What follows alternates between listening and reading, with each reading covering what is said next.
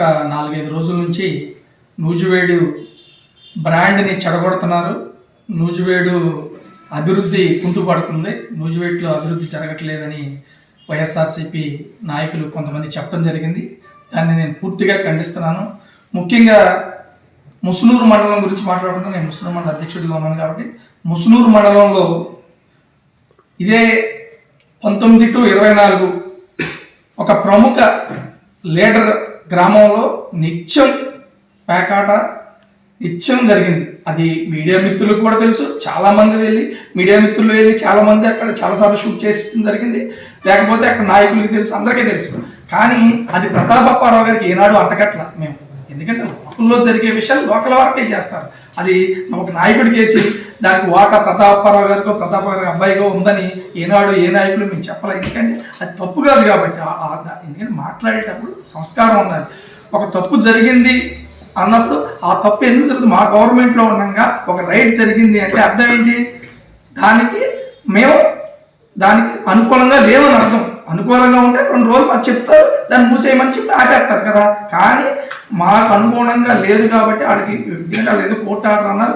దాని శృతి మీరు ఉన్నారు కాబట్టి ఎస్పీ గారు కూడా అడిగినట్టున్నారు. నాకు తెలిసినంత వరకు ఎస్పీ గారు ఏ మినిస్టర్ గారికి జరగకుండా జరుగుతా ఏంటి నాకు తెలియదని ఉంటాడు మినిస్టర్ గారు, అందుకే రైట్ చేస్తున్నారు. లేకపోతే సామాన్యంగా రైట్ చేస్తారా? రైట్ చేయరు.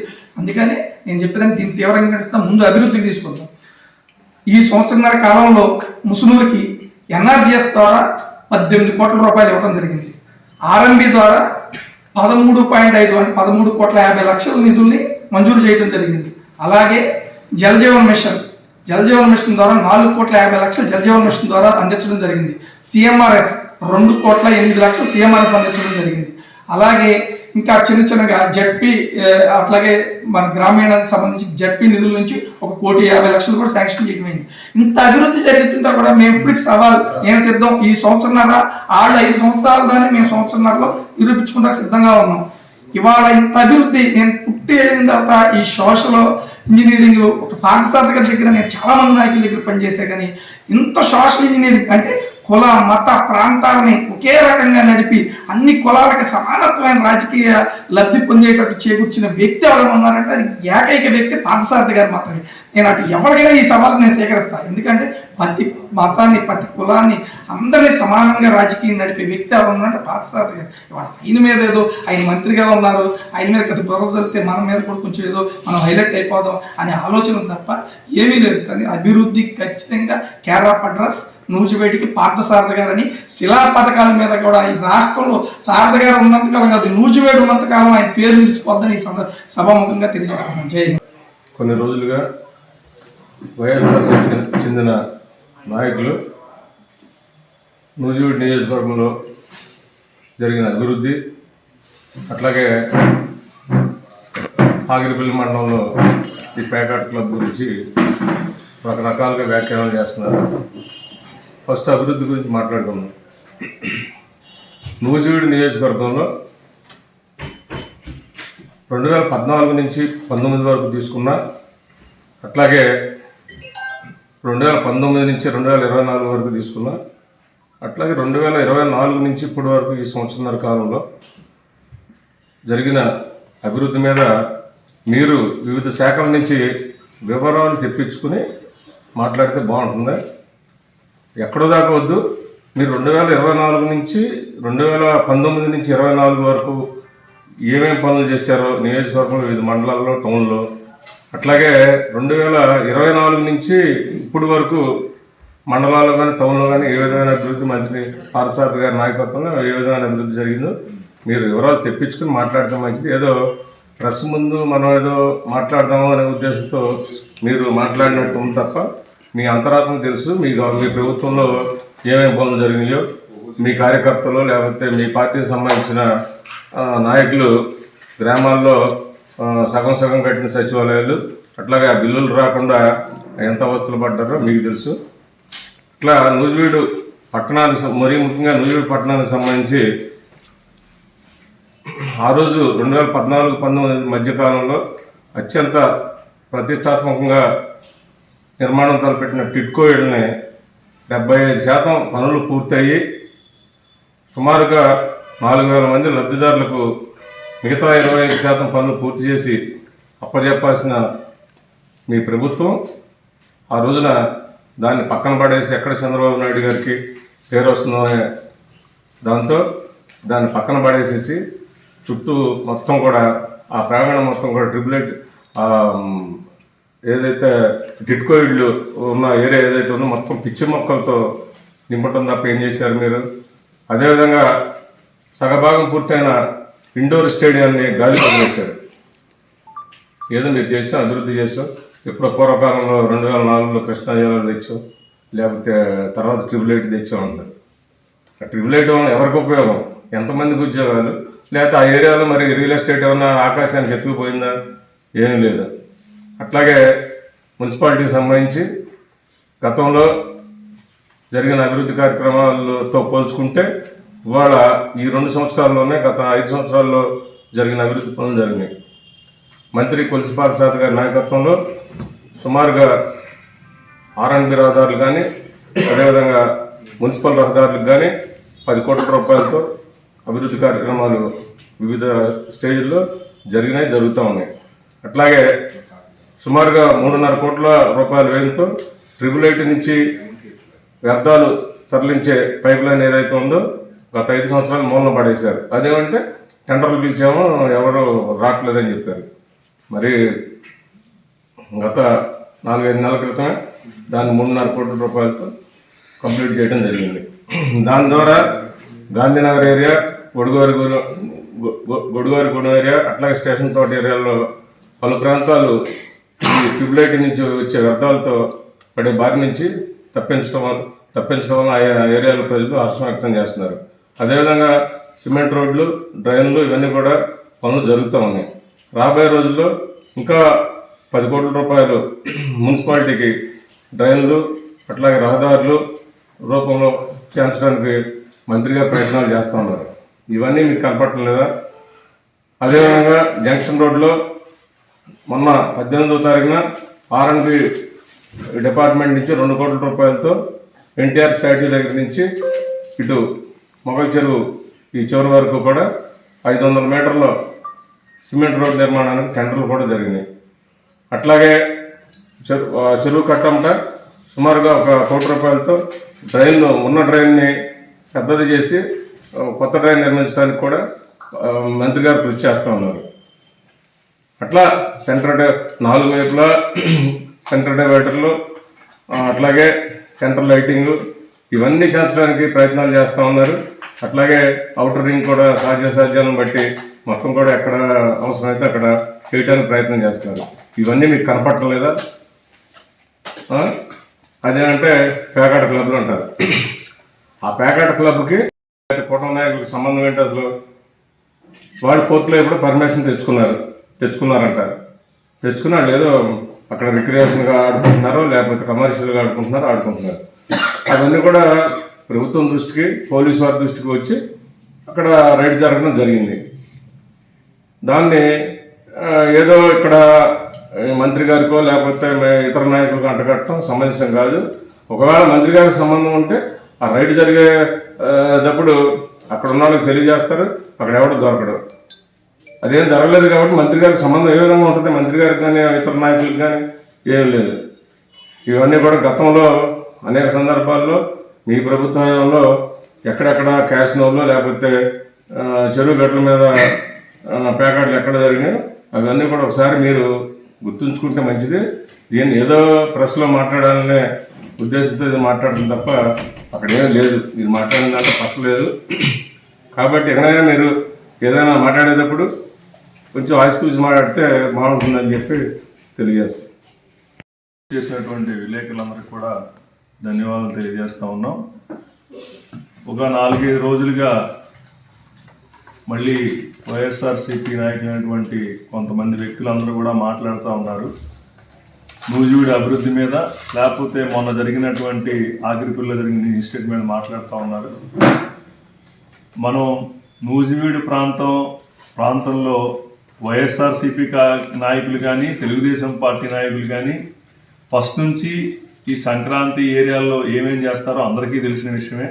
దానిలో మనం పార్టీలు వ్యక్తుల పేర్లు మాట్లాడుకోవడం అనవసరం. ఇదంతా అలాగే మొన్న జరిగినటువంటి ఆఖరిపల్లి దాంట్లో జరిగినటువంటి వాళ్ళేదో కోర్టు ఆర్డర్ ద్వారా తెచ్చుకొని పెట్టుకున్నామని చెప్పి అలా వాళ్ళు క్రియేట్ చేసుకొని ఇతర రాష్ట్రాల నుంచి కూడా ఇక్కడికి వచ్చి ఒకవేళ ఇది పర్మిషన్తో ఉందేమో, మనం ఇక్కడ ఇందులో అందరూ అలా ఆడేవాళ్ళే ఉండరు, దానికి అలవాటు పడిన బ్యాచ్ వేరే ఉంటారు, వాళ్ళు ఇక్కడికి వచ్చి చేసుకుంటా ఉన్నారు.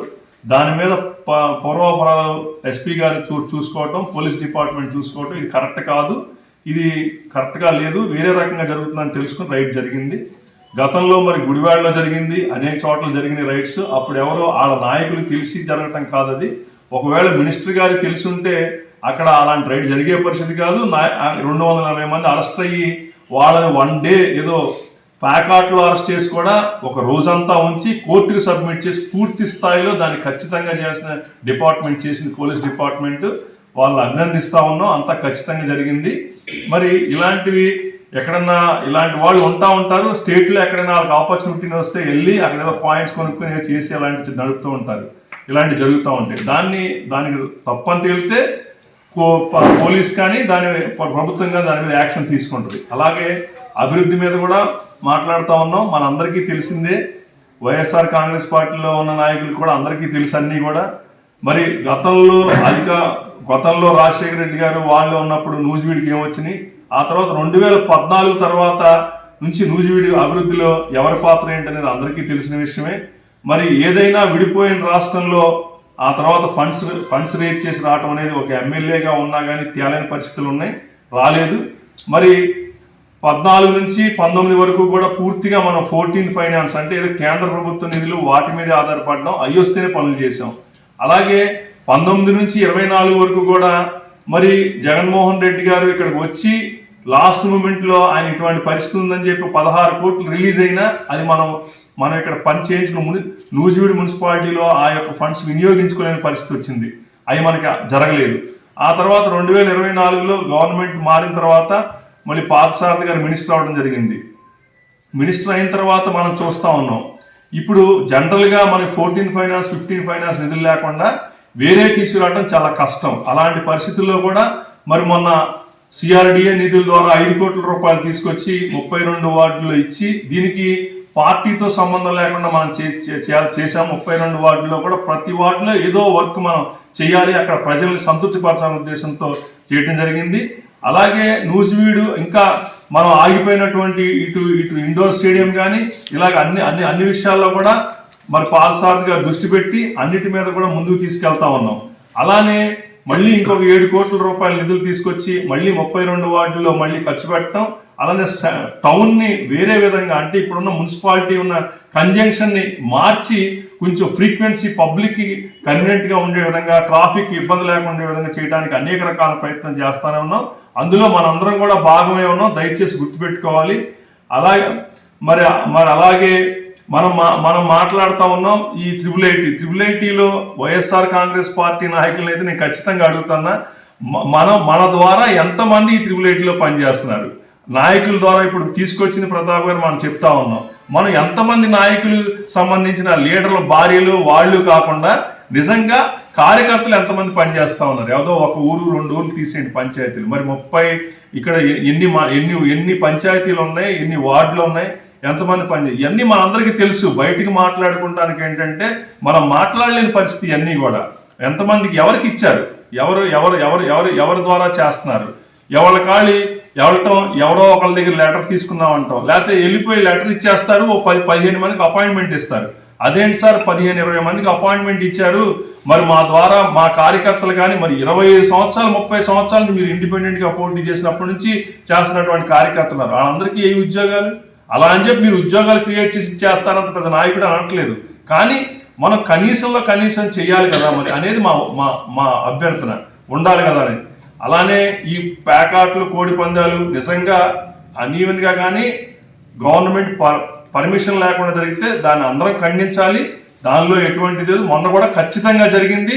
దాన్ని తీసుకోవటం, వాళ్ళని అరెస్ట్ చేయటం, వాళ్ళని అర్ధరాత్రి నైట్ వరకు వాళ్ళని తీసుకోవటం చేయటం అంతా కూడా జరుగుతూ ఉన్నాయి. అలాగే రాబోయే రోజుల్లో కూడా మరి నూజివీడు ఇప్పటికే 12 కోట్ల నిధులు నూజివీడు పట్టణానికి విడుదలవటం జరిగింది. వివిధ స్టేజీల్లో ఈ వర్కులు జరుగుతూ ఉన్నాయి.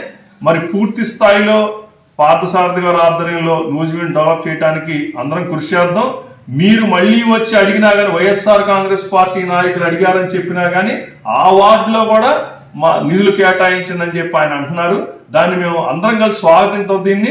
దీనికి తమ భేదాలు లేకుండా ఈ నూజివీడు నియోజకవర్గాన్ని కూడా అభివృద్ధి చేసే విధంగా ముందుకెళ్దామని చెప్పి చెప్తా ఉన్నాం. నమస్కారాలు. నేను చేటాయ మండలం అడ్మినిస్ట్రేటర్ని, జిగన్ వెంకటేశ్వరరావుని. అయితే మా మండలానికి వచ్చేవాడికి గత వైసీపీ ప్రభుత్వంలో నాటు సారా కల్తీ మద్యం ఏర్లై పారింది. కల్తీ మద్యం తయారు చేసి వైసీపీ నాయకులు లిక్కర్ ద్వారా గమ్మించి మరి ప్రజల ఆరోగ్యాలన్నీ కూడా పాడు చేసి అనారోగ్య పాలైపోయారు. అలాగే మరి రోడ్లు, గత ప్రభుత్వంలో రోడ్లు చట్టం మట్టిపోసిన పాపాన పోవాలి. కానీ మన ప్రభుత్వం, ఎన్డీఏ ప్రభుత్వం వచ్చిన తర్వాత, కూటమి ప్రభుత్వం వచ్చిన తర్వాత మన పార్థసారథి గారి మంత్రి గారి ఆధ్వర్యంలో మరి అన్ని రోడ్లని మాకు చేటాయ మండలానికి వచ్చేపాటికి 12,39,00,000 రూపాయలు మరి ఈ ఎన్ఆర్జీ రోడ్లు పోయడం జరిగింది. సీసీ రోడ్లు కానివ్వండి, మరి బీటీ రోడ్లు కానీ పోయడం జరిగింది. అలాగే ఎన్ఆర్జీఎస్ తరఫున 18,88,00,000 రూపాయలు ఎన్ఆర్జీఎస్ తరఫున గ్రామాలలో సీసీ రోడ్లు మరి డ్రైన్లు ఏర్పాటు చేసి ఎంతో అభివృద్ధి చేయడం జరిగింది. అలాగే మన సారథి గారు అనేక కంపెనీలు తీసుకొచ్చి నూజివీడు కాన్స్టిట్యున్సీకి మరి ఉద్యోగాలు వచ్చేటట్టు మరి ఆయన వంతు ఎనలేని కృషి చేస్తున్నారు. అది వాస్తవం కాదా అని వైసీపీ వాళ్ళని నేను హెచ్చరిస్తున్నాను. అలాగే మరి శోభనాపురంలో ఏదో మరి పేకాట ఆడుతున్నారని చెప్పేసి మరి మీడియాలో వచ్చింది. ప్లస్ అధికారికంగా కూడా అధికారులు వాళ్ళ మీద చర్యలు కూడా తీసుకోవడం జరిగింది. గత ప్రభుత్వంలో మరి 5 సంవత్సరాల పాటు ఈ కార్యకలాపాలు జరపడం కూడా జరిగింది.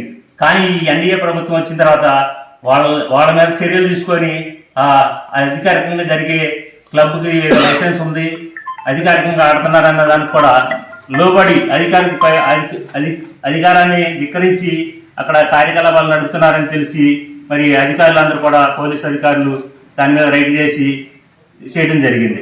నమస్కారాలు. నేను నూజివీడు మండల పార్టీ అధ్యక్షుడిని, రూరల్ మండల పార్టీ అధ్యక్షుడిని.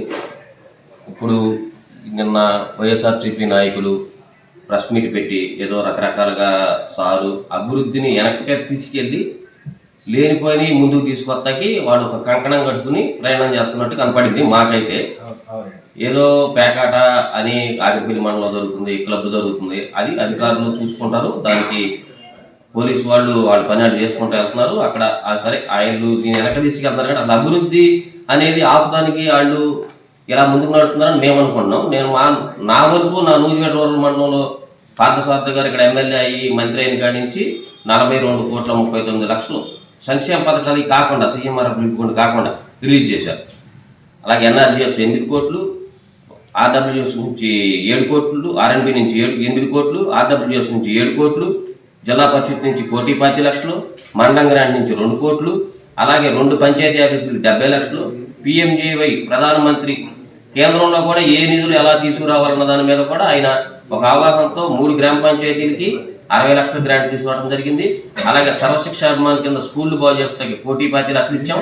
అలాగే ఎన్టీఆర్ హౌసింగ్ స్కీమ్ కింద ఆగిపోయిన ఇళ్లకు కూడా 1,25,00,000 ఆడ గవర్నమెంట్లో డబ్బులు వేసిపోతే ఆ డబ్బులు 1,25,00,000 వేసి ఎన్టీఆర్ హౌసింగ్ స్కీమ్ ఒకటి ఇవ్వడం జరుగుతుంది. అలాగే ఇక్కడ మా మండలంలో గిరిజన తాండాలు ఉన్నాయి. గిరిజన తాండాలని మరి మాజీ ఎమ్మెల్యే గారు అంతా నా సొత్తు అది అని చెప్తారు. ఆ గ్రామాలకి ఆదికర్మ అని చెప్పి మేము దాన్ని ఐటీడీఏ వాళ్ళతో మాట్లాడి దగ్గర 100 కోట్లకి దానికి మేము శాంక్షన్ తయారు చేసి ఢిల్లీకి పంపించడం కూడా జరిగింది.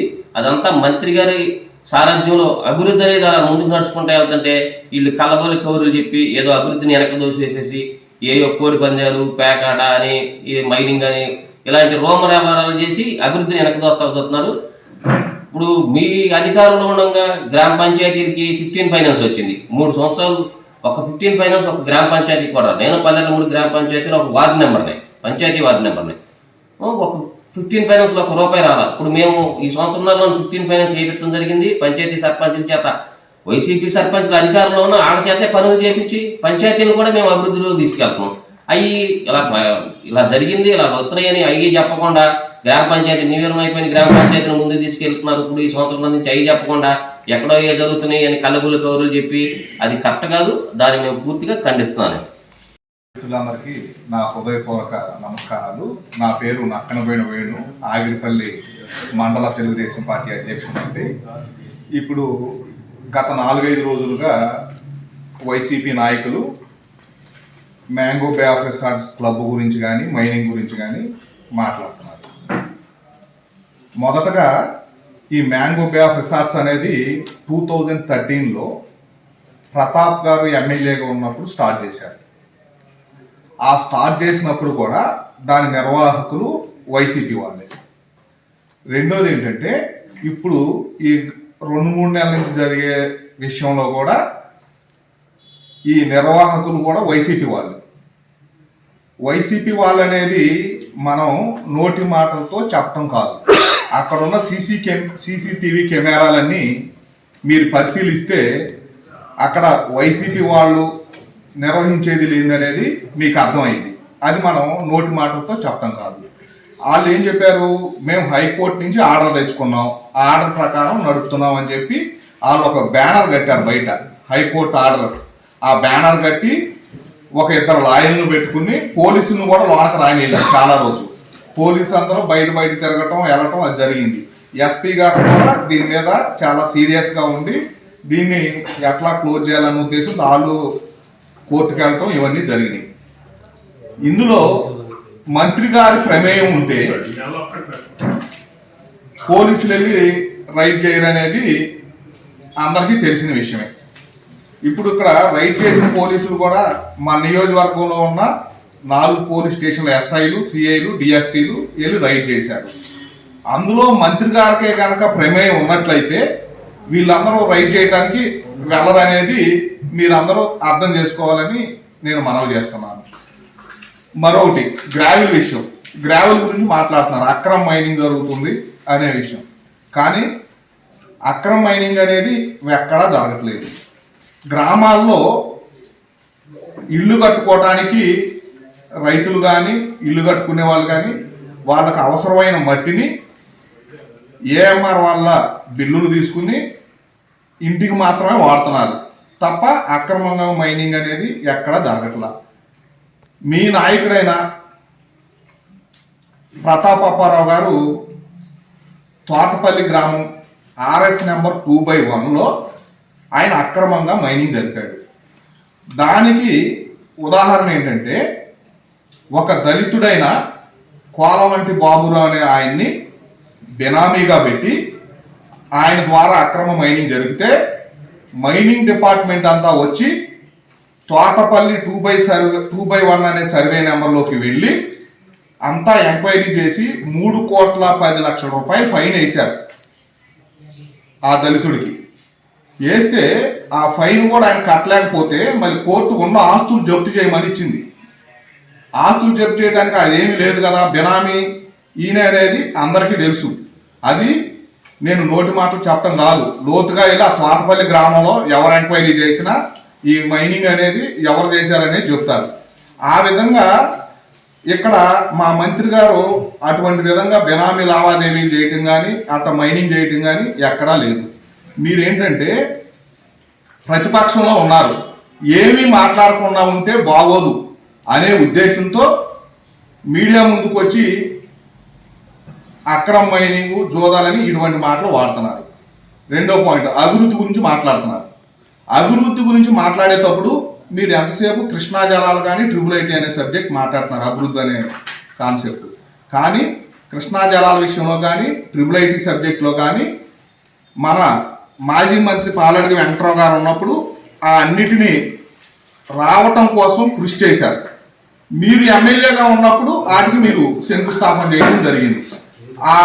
ఆ ఓడ్ అనేది ప్రజలందరికీ తెలుసు ఏం జరిగింది అనేది.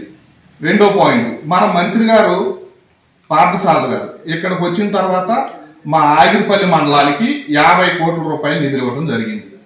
ఎంజీ ఎన్ఆర్ఈజీఎస్లో కానీ RNBలో కానీ జిల్లా పరిషత్లో కానీ మండల పరిషత్ అవని ఏదైనా కానీ మొత్తం 50 కోట్ల రూపాయలు గ్రాంట్ ఇచ్చారు. ముఖ్యంగా మా గ్రామమైన శోభనాపురం నుంచి ఈదర వెళ్ళే రోడ్డు 2.5 కోట్లు, దాదాపు 7-8 ఊర్లు కవర్ అయింది ఆ రోడ్డు వల్ల. రెండోది కొత్తేదర నుంచి రావుచర్ల 4 కోట్లు ఇచ్చారు. కొత్తేదర నుంచి ఊళ్ళోకి వెళ్ళే రోడ్డు 1,25,00,000 ఇచ్చారు.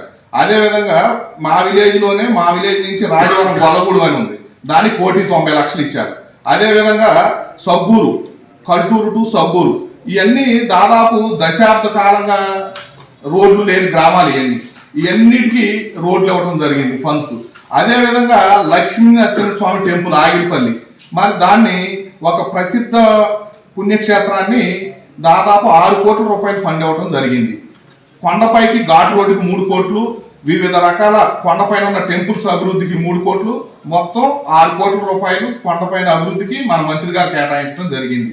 ఈ అభివృద్ధి పనులన్నీ ప్రజలు మరిచిపోవాలనే ఉద్దేశంతోనే మీరు ఈ తప్పుడు రకమైన ప్రచారాలు చేస్తున్నారని మేము అనుకుంటున్నాం. అదేవిధంగా మీరు మాట్లాడేటప్పుడు ప్రజలు ఏమనుకుంటున్నారు అనేది కూడా ఒకసారి గమనించుకుని మాట్లాడితే మంచిదని తెలియపరుస్తూ నేను సెలవు తీసుకుంటాను. అందరికీ నమస్కారం అండి. నా పేరు కొనకాల నరసింహారావు. నేను మెట్టుగూడెం సర్పంచ్ని, నూజివీడు రూరల్ మండలం. మన సోదరులు 4-5 రోజుల నుంచి మాట్లాడుతున్నారు. ఏ విషయం మీద అంటే ఈ పనికొచ్చే విషయాలు తప్ప పనికిరాని విషయాలు తప్ప అనే పరిస్థితి లేదు. పనికొచ్చాయి పనికిరాని అని లేకుండా దేని మీద పడితే దాని మీద ఏది పడితే అది మాట్లాడతారు. మీరు అభివృద్ధి గురించి మాట్లాడుతున్నారు కాబట్టి అభివృద్ధి గురించి నేను సర్పంచ్ని, వైఎస్ఆర్ టైంలోనే గెలిచాను. అదేవిధంగా నాతో పాటు గెలిచిన సోదరులు ఎక్కువ వైసీపీ వాళ్ళే ఉన్నారు, అట్లాగే ఎంపీటీసీలు ఉన్నారు. వాళ్ళు గత 3 సంవత్సరాల్లో వైసీపీ గవర్నమెంట్ ఉన్న 3 సంవత్సరాల్లో వాళ్ళు ఏం చేశారు, ఈ 1.5 ఇయర్లో ఏం చేశారు? మీ పార్టీ వాళ్ళని, మీ పార్టీ నాయకుల్ని వాళ్ళని అడగండి, వాళ్ళు చెప్తారు. మేము చెప్పే పని లేదు. 10,280 కోట్ల రూపాయలు 15th ఫైనాన్స్ 14th ఫైనాన్స్ డబ్బులన్నీ మూసేసి కరెంటు బిల్లులు కట్టాము, దానికి పెట్టాము, దీనికి పెట్టామని డబ్బులన్నీ నొక్కేశారు తప్ప ఏదైనా విషయం ఉందా? ఇప్పుడు 15th ఫైనాన్స్ డబ్బులు కంటిన్యూషన్ వస్తున్నాయి. 3 నెలలకు 4 నెలలకు డబ్బులు వస్తున్నాయి కంటిన్యూగా.